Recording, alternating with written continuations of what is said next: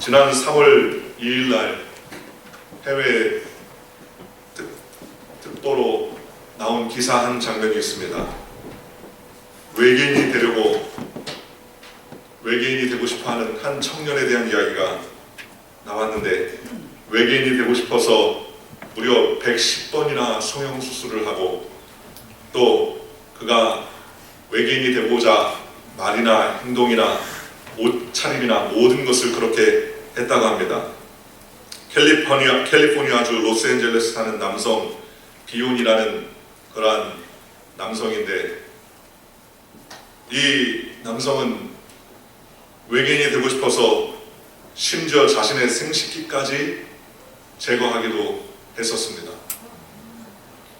무려 110번의 수술을 했기 때문에 얼굴도 외계인처럼, 눈도 외계인처럼, 말투나 모든 것을 외계인처럼.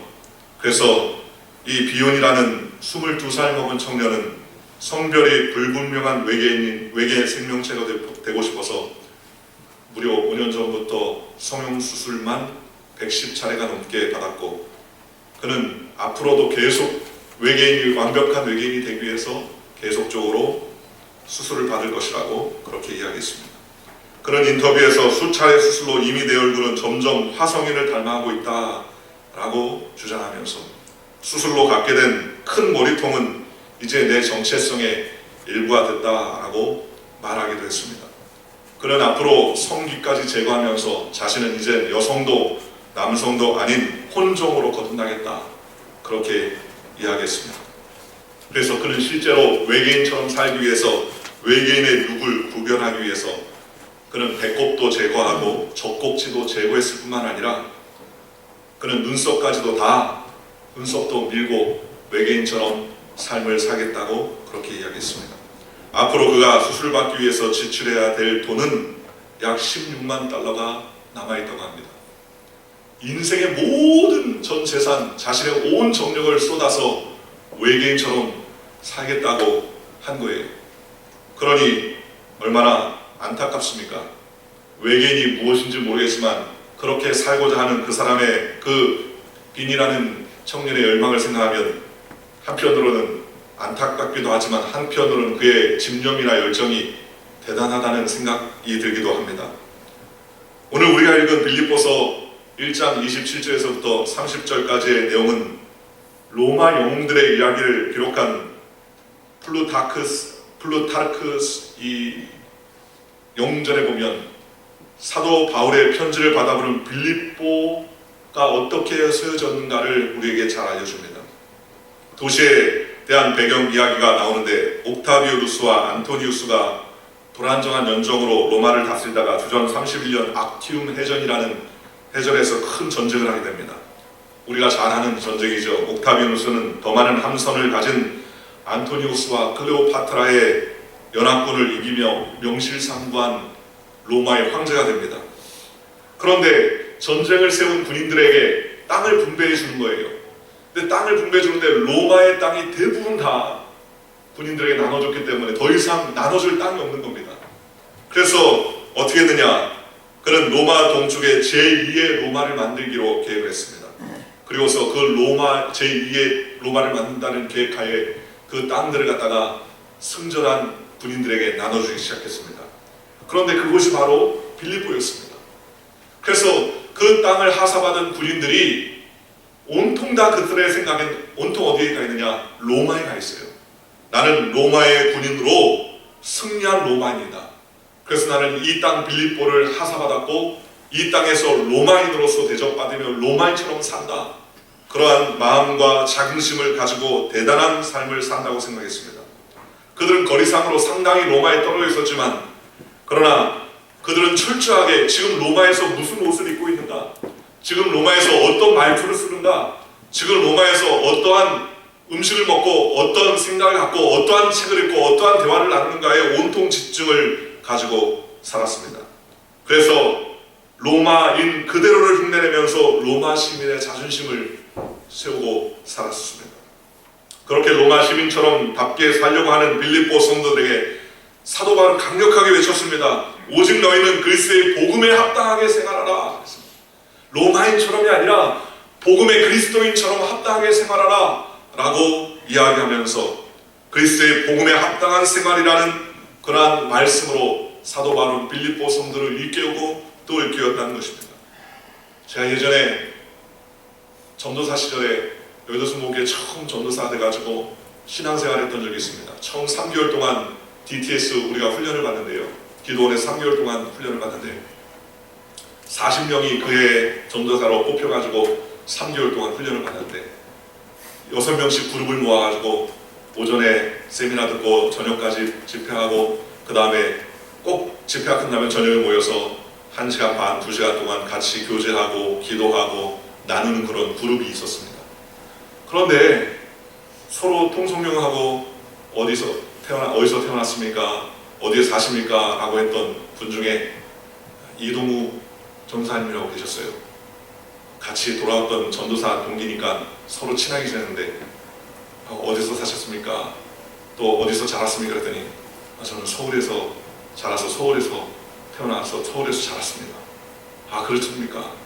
뭐 이제 막 DTS 훈련 받기 시작이었으니까 서로 통성명하는데 며칠 있다가 또 모여가지고 이야기를 막 하는데 옆에 있던 전사 한 분이 이 전사님한테 전사님 고향이 서울 아니죠? 그렇게 물어보는 거예요. 아니에요, 저는 서울입니다. 그렇게 얘기했습니다. 아니 서울 아닌데 뭘? 했더니 서울입니다. 그러면서 얘기를 하는 거예요. 서울이 아닌 것은 분명히 한다고. 그러면서 어저께 밤에 얘기를 하는 거예요. 이 두 분이 한 방에서 같이 2인 1실로 잠을 자는데 이분이 자다가 벌떡 일어나더니 잠꼬대를 하기 시작하더라는 겁니다. 음에 미쳐버리겠구만. 그러면서 잠꼬대를 막 하면서 나 미쳐버렸네. 그러면서 막 사투리를 쓰면서 잠꼬대를 하는 거예요. 그러면서 기분이 깜짝 놀랐더니 서울에서 태어나서 서울에서 살았다면서 그러면서 어저께 이렇게 해가지고 잠꼬대 했지 않냐고 그랬더니 이분이 얼굴이 시뻘게 하면서 음에 들켜불었네.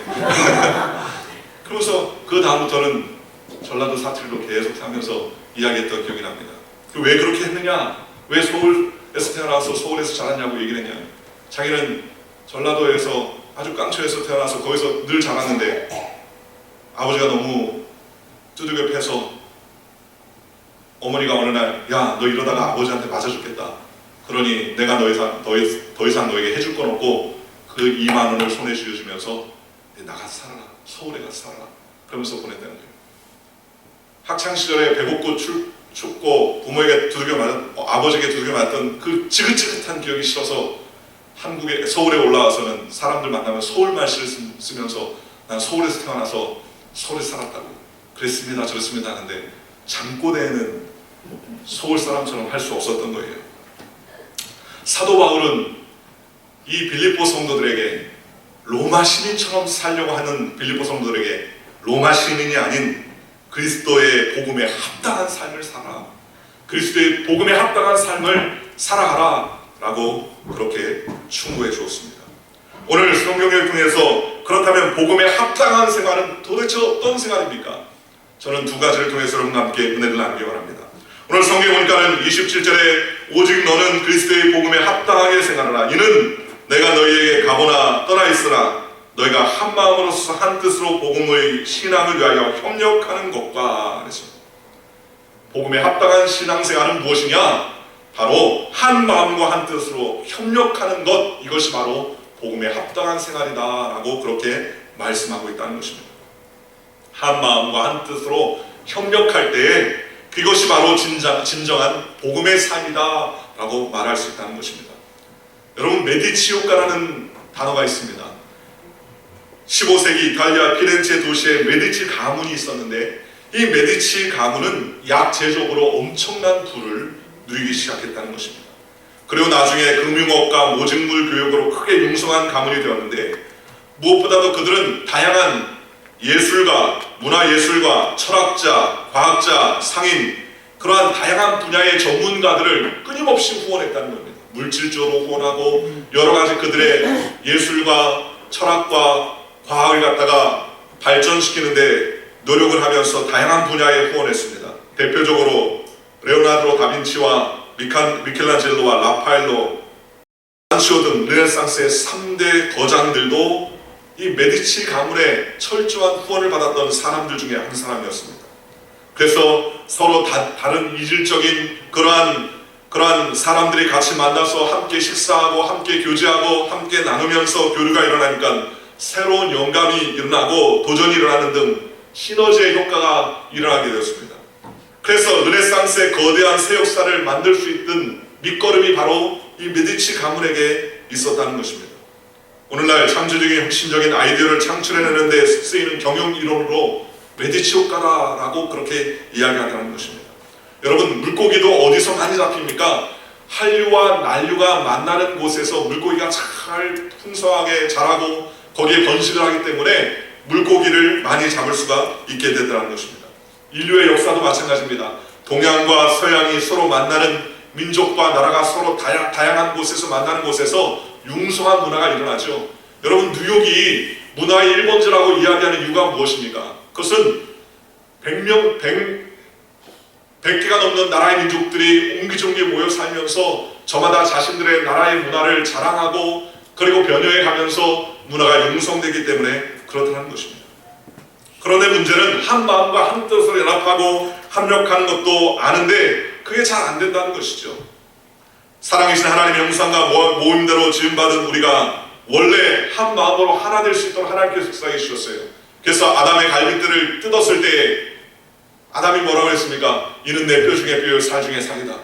아까운 갈빗대를 뜯었다라고 말하지 아니하고 감격하고 감사할 수 있었다는 것입니다. 바로 화목과 조화를 갖는 존재로서의 삶을 살 수 있었다는 것이죠. 그러나 하나님과의 관계가 단절된 다음에 그 다음에 죄와 엉겅퀴와 가시가 우리 가운데 다가오기 시작했습니다. 그래서 서로 저주하기 시작했습니다. 가인은 아벨을 돌로 쳐 죽이는 그와 같은 인류 최초의 살인도 일어나게 되었죠. 그런데 우리의 방법과 능력으로는 인간의 이 죄의 문제를 해결할 방법이 없습니다. 하나님이 주신 복음 외에는 다른 방법이 없죠. 인간의 죄를 해결할 수 있는 천하 인간에게 다른 방법이 없습니다. 오직 그리스도께서 우리에게 구원을 주시는 구원의 능력을 바라봐야 된다는 것입니다. 예수님이 우리를 위해서 몸짓고 빌리셔서 우리를 위해서 십자가에서 달려 돌아가심으로 말미암아 우리가 하나님의 자녀가 되는 놀라운 축복과 은혜를 받았다는 것입니다. 그러므로 우리가 이와 같이 예수 그리스도의 이름으로 말미암아 새로운 피조물이 되면 그러면 합력하여서 한 마음과 한 뜻으로 우리가 헌신하고 서로 도울 수 있게 되더라는 것입니다. 고린도서 5장 17절 19절에 그런즉 누구든지 그리스도 안에 있으면 새로운 피조물이라 이전 것은 지났으니 보라 새 것이 되었도다 그랬습니다. 하나님께로 났으니까 옛날의 습성을 다 떨쳐버리고 오직 주를 위해서 살 수 있는 소망을 갖게 되었다는 것입니다. 그래서 하나님은 땅에서 완전한 자나 선한 자, 의를 행하는 자, 깨끗한 자를 찾는 것이 아닙니다. 하나님을 향해 눈을 두는 자, 하나님을 바라보는 자, 이와 같은 자들을 찾습니다. 고린도전서 1장 26절 31절 이렇게 말합니다. 형제들아 너희의 부르심을 보라. 육체를 따라 지혜로운 자가 많지 아니하며 능한 자가 많지 아니하며 문벌 좋은 자가 많지 아니하도다. 그러나 하나님께서 세상의 미련한 것들을 택하사 지혜 있는 자들을 부끄럽게 하시려고 세상의 약한 것들을 택하사 강한 것들을 부끄럽게 하시려 하시며 하나님께서 세상의 천한 것들과 멸시받는 것들과 없는 것들을 택하사 있는 것들을 피하려 하시나니 이는 아무 육체라도 하나님 앞에서 자랑하지 못하게 하려 하심이라 그랬습니다. 여러분, 이 땅에서 우리가 자랑할 게 있습니까? 혈통을 자랑합니까? 우리의 능력을 자랑합니까? 건강을 자랑합니까? 우리의 지식을 자랑하나요? 그런데 이러한 것들을 사도 바울은 다 배설물로 여겼다고 했습니다. 그리고 오직 고생한 그리스도의 지식을 아는데 힘썼다고 그렇게 이야기했습니다. 여러분, 예수님의 제자들도 그랬습니다. 땅의 것을 바라보고 살 때에는 어떻습니까? 서로 다퉜습니다. 주님이 왕 노릇하실 때에 나를 오른편에 우리 아들을 왼편에 올려주십시오.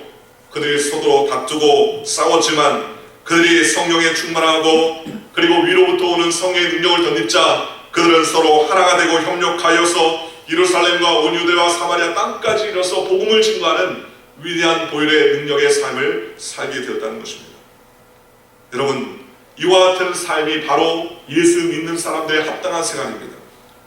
교회에 나의 고민, 나의 사랑이란 좋은 책을 썼던 필립 얌시라는 사람이 있습니다. 이 필립 얀시는 자신이 교회를 떠났다가 나중에 교회에 돌아오게 된 사연을 쓴 내용이 바로 이 책의 내용이에요. 그는 처음 교회를 다니면서 교회는 소망이 없다. 교회는 소망이 없다. 교회가 더 오히려 더럽고 더 추잡하고 더 문제가 많다 라고 생각하면서 낙심을 하고 그리고 교회를 떠났습니다. 그리고 세상에 살다가 나중에 다시 교회로 돌아왔습니다. 그런데 이 필립 얀시가 변화할 수 있었던 첫 번째 태도는 뭐냐? 예전에는요, 교회를 쳐다봤습니다. 쉽게 말하면 사람을 쳐다봤다는 거예요. 그런데 돌아오게 된 첫 번째 태도는 이제는 교회를 바라보는 것이 아니라 위를 바라보기 시작했다는 것입니다. 하나님을 바라봤다는 거예요. 예전에는 필립 얀시는 똑똑한 체 하는 사람으로서 소비자의 태도로 교회를 쳐다봤습니다. 그래서 어디 내 마음에 쏙 드는 교회를 한번 찾아보자 라는 생각을 하고 교회를 찾기 시작했습니다. 그러면서 자신의 마음으로 교회를 바라보니까 자신의 마음에 맞는 교회가 하나도 없더라는 겁니다. 이게 좀 괜찮으면 이게 문제가 있고요, 이게 문제가 있으면 이게 또 문제가 생기더라는 겁니다. 이런 쪽에 장점이 있는 것 같은데 저런 쪽에 또 단점이 보이더라는 거예요. 그래서 결론은 내 마음에 쏙 드는 교회가 없어 라고 생각해서 교회를 떠났다는 거예요. 그런데 어떻게 교회를 돌아왔습니까? 그는 내 마음에 드는 교회를 찾은 게 아니라 내가 하나님의 앞에 마음에 드는 예배를 드리기로 결단하자 그는 교회에 다시 돌아올 수 있었다는 겁니다. 그래서 그 후에 변화된 다음에 그는 이 교회가 어떤 교회느냐라고 쳐다보는 사람이 아니라 나의 예배로 오늘 하나님께서 기뻐하셨을까? 오늘 내가 드리는 이 예배가 주님이 좋아하셨을까? 내가 드리는 이 예배의 중심을 하나님은 어떻게 생각하셨을까? 라는 생각을 하기 시작했습니다. 그리고 매일마다 그런 예배를 드릴 때마다 오늘 나의 태도와 삶은 하나님께서 즐거워하시고 기뻐하실 만한 예배의 삶을 살았는가 라고 귀결하기 시작했습니다. 그리고서 그는 예배 때에 임하며 위를 본다는 것이었습니다. 예배마다 나오기 시작하면 환경이나 사람이나 정황을 쳐다보는 것이 아니라 하나님이 나에게 말씀하신 것을 찾기 시작하면서 그의 시선을 하나님을 향해 고정시켜주게 되더라는 것입니다. 어떤 사람은 교회는 세상의 사람들을 즐거움을 주기 위해서 혹은 세상의 자긍심을 심어주기 위해서 어떤 교제나 장려를 위해서 어떤 그러한 친교를 위해서 한다고 생각하는 경우도 있습니다. 그러나 중요한 것은 무엇보다도 하나님을 예배하기 위한 곳이 바로 교회라는 거예요. 오늘 저와 여러분이 이와 같이 하나님 앞에 예배하는 자가 되시기를 주님의 이름으로 축원합니다. 오늘 우리가 교회의 객관은 교회의 관객은 회중이 아니라 오직 하나님 한 분이세요. 관객은 저와 여러분이 아니라 오늘 예배를 드리는 관객은 하나님이시라는 것입니다. 오늘 저와 여러분이 예배자로 섰다는 것입니다. 오늘날 교회에도 두 가지의 모습이 있습니다. 수치의 모습과 영광의 모습이 있지요. 땅을 바라보면 교회와 성도가 왜 그럴까? 저 교회 목사는 왜 저럴까? 저 교회 장로는 왜 저럴까? 저 교회 권사나 저 교회 집사는 왜 그럴까? 라는 수치가 있다는 거예요. 왜요? 완벽하지 않으니까 수치가 있죠. 고민이 있습니다. 그럼에도 불구하고 위를 바라보고 또 소망하면 하나님의 은혜와 영광이 넘치게 되더라는 것입니다. 여러분, 땅의 것을 가지면은요 서로가 다 달라요. 땅의 것을 가지고 살면 서로가 다 다릅니다. 나이 40이 돼서 결혼하지 못한 자매가 자꾸 옆에서 결혼하라고 하니까 고민을 하더라고요. 어떤 고민을 하느냐? 내가 40년 동안 이렇게 혼자 살아왔는데 누굴 만나서 같이 살 수 있을까? 라고 고민하더라는 것입니다. 여러분, 우리가 사는 세상에서 지금까지 살아온 것을 생각하면 다 다른 것 아닙니까? 어떤 목사님은 생선을 좋아하는데 장로님은 육고기를 좋아하는 사람도 있지 않습니까? 어떤 사람은 진보를 지지하는데 어떤 사람은 보수를 지지하는 사람도 있지 않습니까? 오늘날 어떤 사람은 대통령이 탄핵돼야 된다고 하는 사람이 있는가 하면 어떤 사람은 탄핵이 각하돼야 된다고 주장하는 사람도 있습니다. 어떤 사람은 운동을 좋아하는데 어떤 사람은 운동을 너무 싫어하는 사람이 있습니다. 집안, 혈통, 고향, 배경, 학벌, 재능, 취미가 다 다르고 부자와 가난한 자, 건강한 자와 약한 자, 높은 자와 낮은 자, 힘이 있는 자와 힘 없는 자 등 서로가 다 같다는 것입니다. 우리는 그런데 불구하고 소망이 어디 있습니까? 위가 같다는 거예요. 옆은 다 틀린데 무엇이 같습니까? 하나님이 같다는 것입니다. 여기에 소망이 있는 거예요. 성령 충만했던 제자들이 마가의 다락방에서 그들이 성령의 충만을 받고 성령의 인도를 받자 그들이 그동안은 서로 오합지졸, 서로 다투고 싸웠지만 성령의 힘을 덧입으니까 그들이 연합되고 하나가 되는 놀라운 역사가 있게 되더라는 것입니다. 오늘 성경에 보니까 한 마음으로 라고 말합니다. 한 정신, 한 영으로 라는 뜻이죠. 그래서 예배를 통해 하나님과 영적인 만남이 있고 깨달음이 있을 때 비로소 한 마음이 된다고 성경은 말씀하셨습니다. 오늘 저와 여러분이 예배를 통해서 한 마음 이루어가는 믿음의 백성들이 되시기를 주님의 이름으로 축원합니다. 오늘 두 번째 복음에 합당하게 생활하는 것은 그리스도를 위한 고난을 두려워하지 않는 그러한 삶, 그래서 싸워 이기는 삶을 사는 것을 말하는 것입니다. 오늘 28절, 29절에 이렇게 말합니다. 무슨 일에든지 대적하는 자들 때문에 두려워하지 아니하는 이 일을 듣고자 함이라. 이것이 그들에게는 멸망의 증거요 너희에게는 구원의 증거니 이는 하나님께로부터 난 것이라. 그리스도를 위하여 너희에게 은혜를 주신 것은 다만 그를 믿을 뿐 아니라 또한 그를 위하여 고난도 받게 하려 하심이라. 여러분, 우리가 인생을 살 때 두려워하고 놀래고 걱정하는 일들이 많이 있습니다. 그러나 두려움에 머물러서 안 되죠. 두려움이 생길 때 하나님을 확실하게 의지함으로 복음의 힘을 체험하는 믿음의 삶을 사시기를 주님의 이름으로 축원합니다. 여러분, 병들었기 때문에 예수님을 만나고 문제가 생겼으니까 예수님께 나가고 또 내가 해결할 수 없으니까 예수님께 간구하지 않습니까? 문제가 없었다면 절대로 예수님 만날 사람들이 아니었습니다. 그런데 문제가 있었기 때문에 예수님 만나고 문제가 있었기 때문에 성령님을 의지하고 문제가 있었기 때문에 하나님 앞에 기도하는 것 아니겠습니까? 복음의 힘을 체험하면 두려움도 이길 수 있는 능력과 힘을 주님께서 허락해 주시더라는 것입니다. 서커스의 하이라이트는 어렸을 때 보면 공중근에 타기 하는 것들이 마지막에 합니다. 공중에서 3번 탁 돌다가 상대방의 손을 붙잡고 그 다음 스텝으로 넘어가는 것이죠. 너무나 두렵고 떨린다고 합니다. 그런데 밑에 그물을 쳐놓고요, 그 공중에서 제비 도는 것을 계속 연습하면 나중에는 점점 두려움이 사라지고 평안하게 되더라는 겁니다. 왜냐하면 그 공중에서 3바퀴 반을 돌다가 떨어져도 그물이 안전하게 있다는 사실을 확인하기 시작하면 그 다음부터는요, 그 위에서 무슨 일을 해도 두렵지가 않다는 것입니다. 고난은 이 땅의 삶의 한 부분이죠. 어떤 사람은 그렇게 생각합니다. 예수 믿으면 고난 끝, 행복 시작, 그렇게 말하는 사람이 있어요. 그러나 그렇지 않아요. 우리가 예수를 믿어도 때때로 고난이 있고 어려움이 올 때가 있습니다. 어떤 장로님이 차를 몰다가 장례식을 참석하기 위해서 차를 모는데 시간이 늦었어요. 그래서 과속을 하기 시작했다는 겁니다. 55마일 정도로 달려야 되는데 75마일, 나중에는 80마일까지 밟기 시작했습니다. 그런데 앞불상 나중에 보니까는 웽 하면서 사이렌 소리가 들리더니 차가 쫓아오더라는 거예요. 백미러로 봤더니 경찰차가 쫓아오더라는 겁니다. 경찰이 문을 내리라고, 창문을 내리라고 지시했습니다. 운전면허증을 달라고 했어요. 운전면허 주면서 얘기했습니다. 내가 지금 우리 교회에 귀한 분이 천국으로 가셔서 장례를 치르게 하는데 내가 천천히 가려고 했는데 주님께서 빨리 가라고 그래가지고 지금 조금 가속을 하고 있다고 그러면서 이야기를 했습니다. 그랬더니 그러셨군요.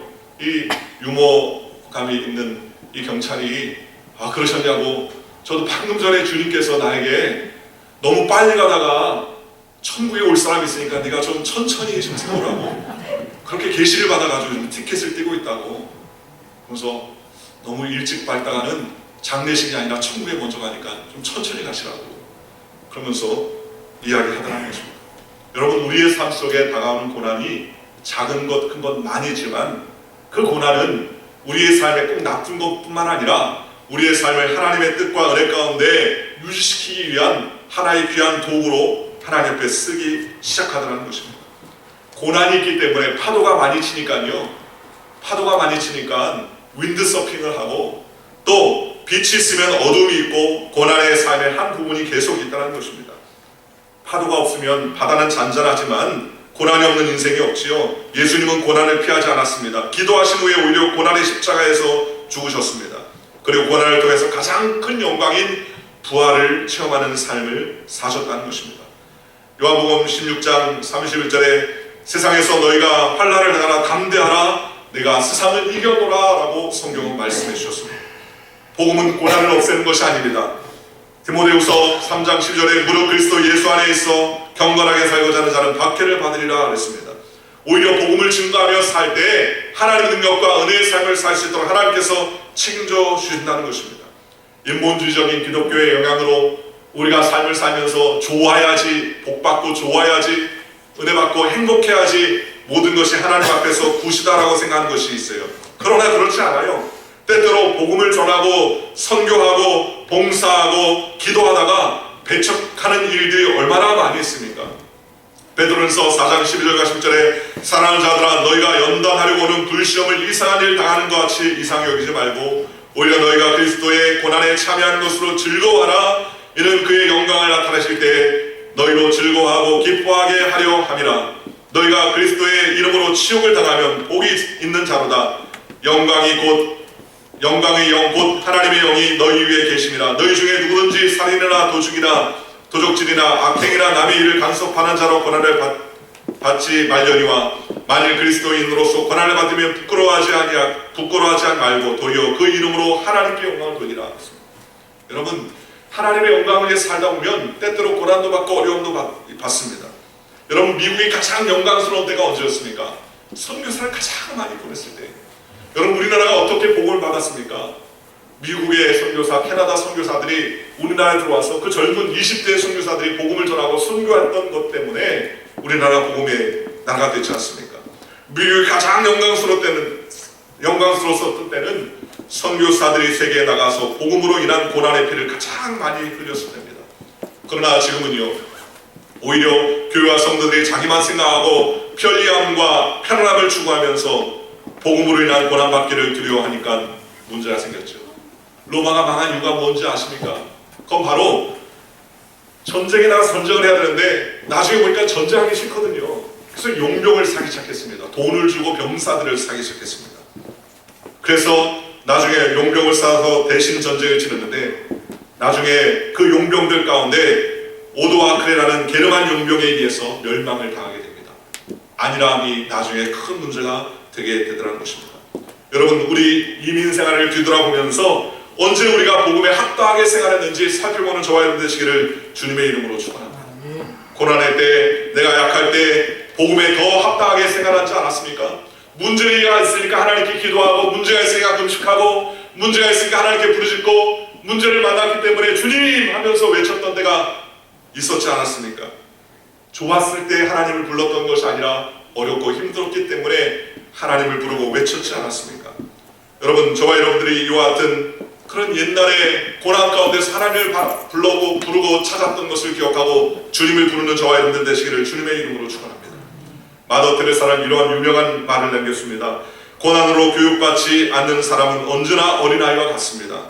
고난은 성장의 법칙입니다. 폭풍과 긴장 속에서 오히려 인격은 영그러집니다. 고난을 긍정적으로 생각할 줄 알아야 된다는 것입니다.